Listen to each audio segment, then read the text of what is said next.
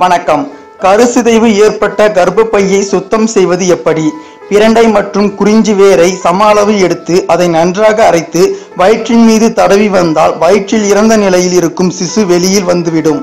கறிவேப்பிலை, முருங்கை இலை, வேப்பிலை மற்றும் கடுக்காய் ஆகிய அனைத்தும் சம அளவில் எடுத்து அதனுடன் 1 லிட்டர் தண்ணீர் சேர்த்து அதை நன்றாக காய்ச்சி குடித்து வர வேண்டும்.